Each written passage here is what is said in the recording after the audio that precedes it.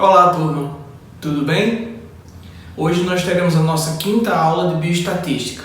Hoje eu falarei sobre medidas de tendência central e de como calculá-las. Então, sem mais demora, vamos para a aula. Vamos ao nosso quiz de hoje. O que é uma distribuição por frequências?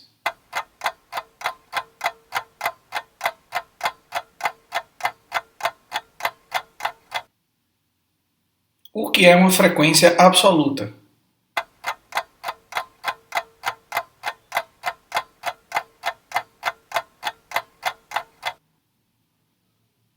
O que é frequência relativa?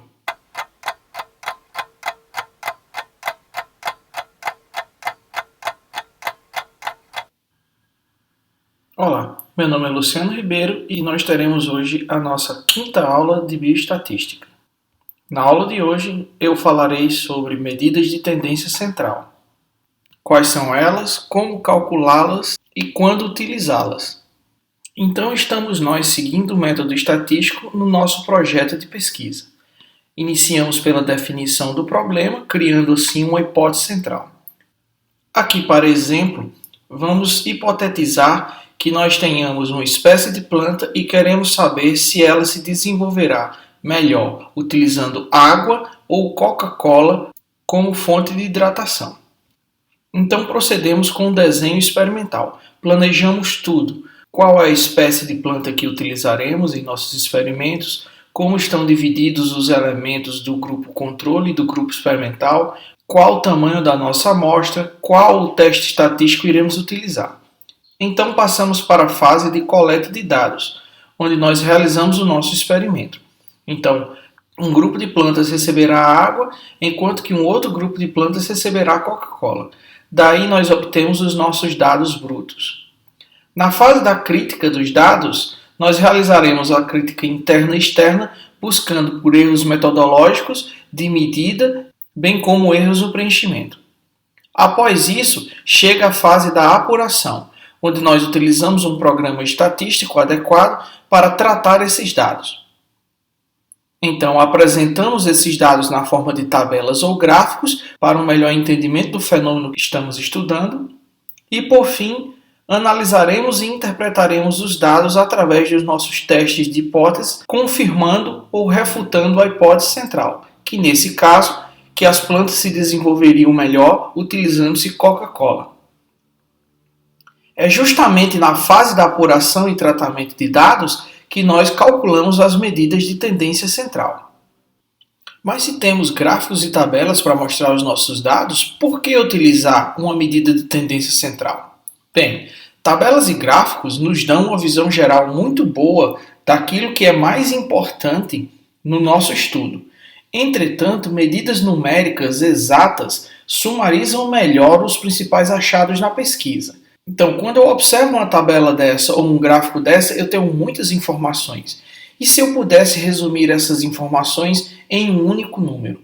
Geralmente, os dados científicos são apresentados como uma medida de tendência central para aqueles dados coletados, bem como uma medida de dispersão dos dados, que nos mostrará a variabilidade desses dados. O que seria, então, essa medida de tendência central? Por definição, são valores numéricos que sumarizam os achados sobre a característica que nos interessa, isso é, sobre a variável dependente de interesse que foi pesquisada no nosso estudo. Algumas observações sobre as medidas de tendência central, que elas são calculadas com base nas distribuições de frequências dos dados obtidos dos sujeitos de uma certa amostra, de tal forma que a medida de tendência central ela vai sumarizar numericamente, usando apenas um único número, como essa distribuição de frequências se comporta para os sujeitos de nossa amostra.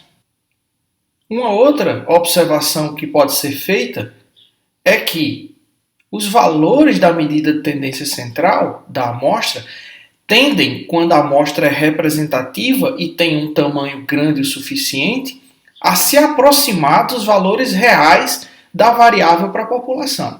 Isso é, existe uma tendência, se essa amostra for representativa, de haver um menor erro amostral. Isso é, que os valores de medida de tendência central para a amostra se aproximem numericamente dos valores de medidas de tendência central para a população, onde a estimativa calculada para a amostra se aproxima numericamente do valor para o parâmetro populacional.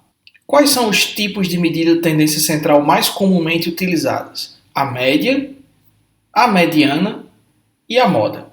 Normalmente, nós trabalhamos muito com a média. Entretanto, para alguns estudos, a mediana é a medida de tendência central mais utilizada e para outros estudos, a moda é a medida de tendência central mais utilizada. Além desses três tipos de medidas de tendência central, os dados também podem ser apresentados na forma de medidas de posição, que são as separatrizes.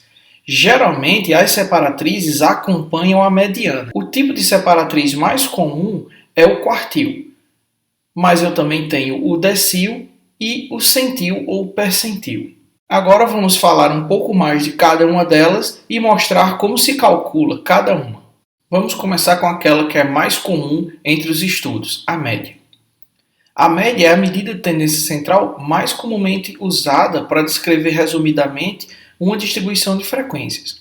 Entretanto, nem sempre nós poderemos utilizar a média, como veremos a seguir.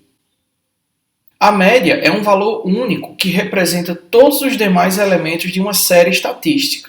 A média pode ser calculada pela seguinte equação. A média da amostra é representada por x com essa barra, esse travessão em cima.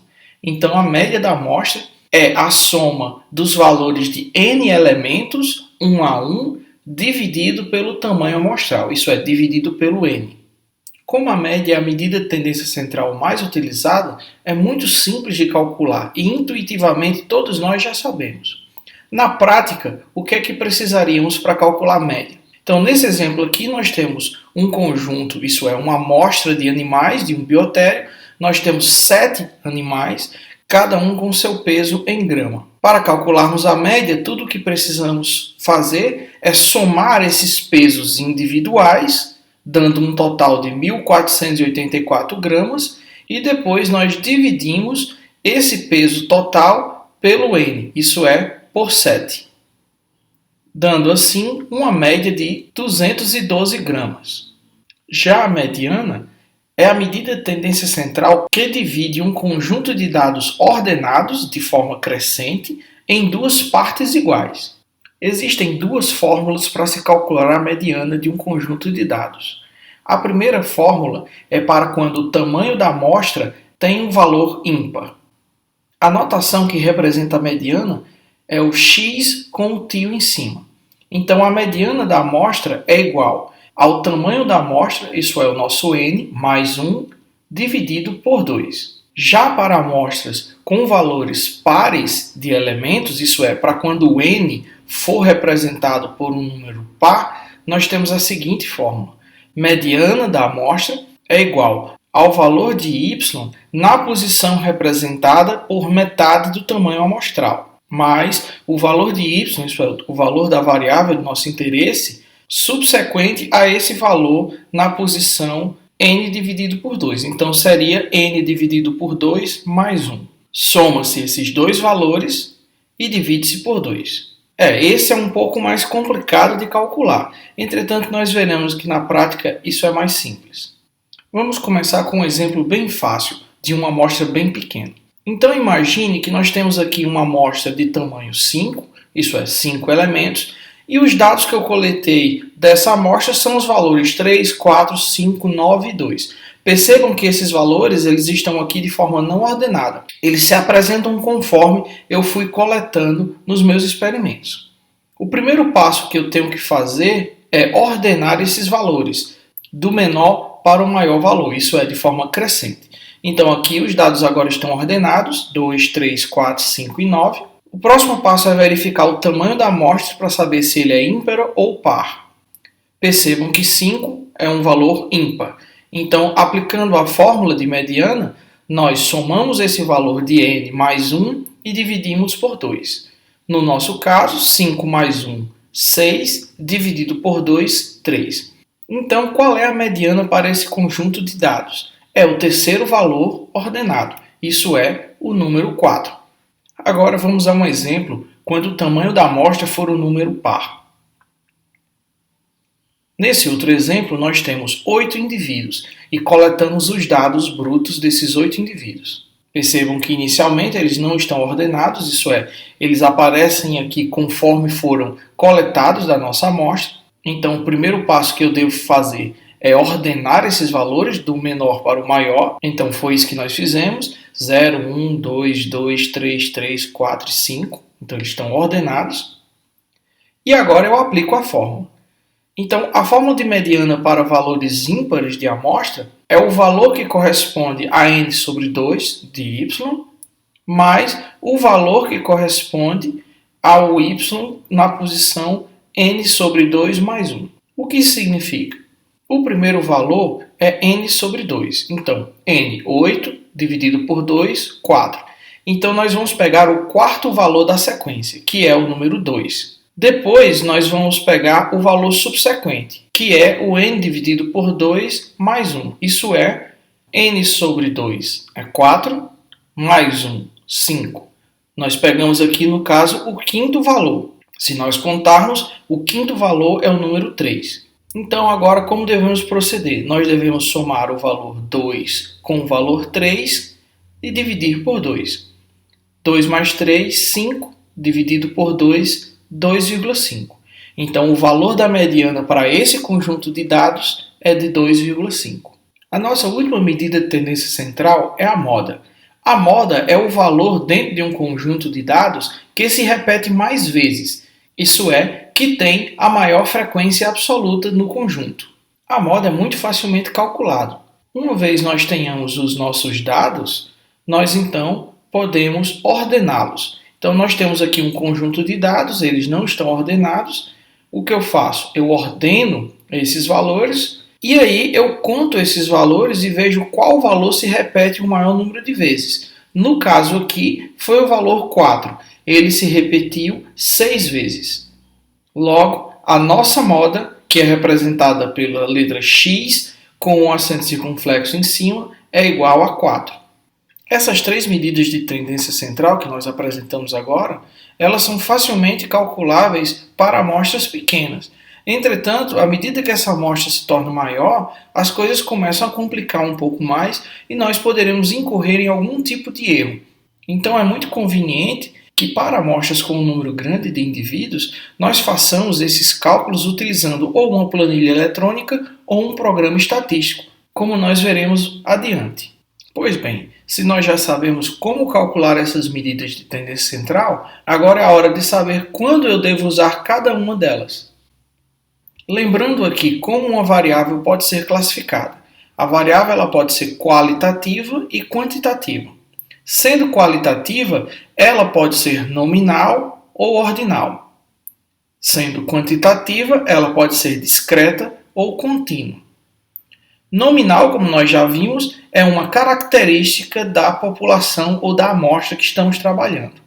Então, quando estamos trabalhando com variáveis qualitativas nominais, o valor de medida de tendência central que deve ser utilizado é a moda, isso é, qual foi o valor que mais vezes apareceu na nossa amostra ou na nossa população. Já quando a variável é qualitativa ordinal, normalmente nós utilizamos a moda. Entretanto, se houverem muitas classes, nós poderemos visualizar qual classe pode dividir o conjunto de observações, isso é, a ordem de apresentação, no meio. Então, nesses casos, que são raros, podemos utilizar também a mediana.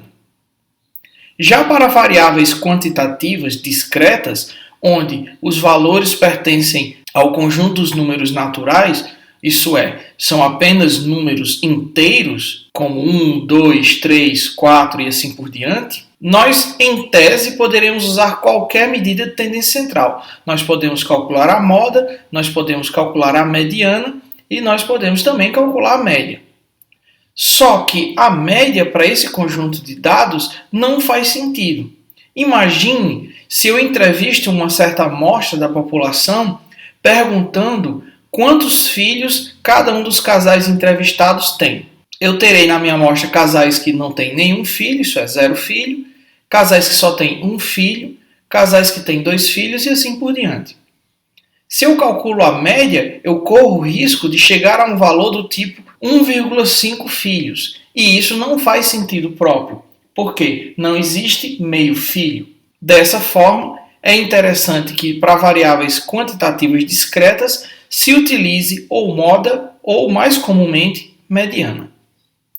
Já se a variável é quantitativa contínua, isso é, aquela que pode ser medido em nível intervalar, apresentando assim qualquer valor numérico naquele dado intervalo, nós podemos utilizar tanto moda, mediana como média para representar a característica daquela amostra ou população. Se a medida de tendência central utilizada for a mediana, pode ser que ela venha acompanhada das separatrizes, que são medidas de posição.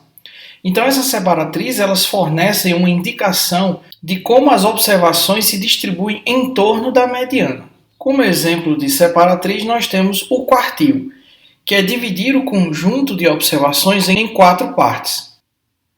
Então aqui nós temos do menor ao maior valor, nós dividimos esse conjunto numérico de observações em 4 partes iguais, onde cada quartil representa 1/4 da amplitude dos valores observados. Lembrando que amplitude é o maior valor observado menos o menor valor observado. O Q2 corresponde à nossa mediana, isso é, o valor que divide as observações de um extremo ao outro na metade. Já no decil, nós dividimos o conjunto de observações em 10 partes iguais, onde o decil 5 corresponde à nossa mediana, e cada um dos outros decis correspondem a 1/10 da amplitude dos valores observados. Já o percentil, nós dividimos os valores observados, isso é, a amplitude desses valores, em 100 partes iguais, onde o percentil 50, ou C50, é o nosso percentil que equivale à mediana. E, obviamente, cada um percentil equivale a 1/100º da amplitude dos valores observados. Vamos ilustrar o uso das separatrizes juntamente com a mediana com um exemplo. No nosso exemplo aqui nós temos notas de um teste que foi realizado por 5 estudantes. Essas notas variam de 0 a 10. Então nós temos aqui as notas de cada um dos estudantes.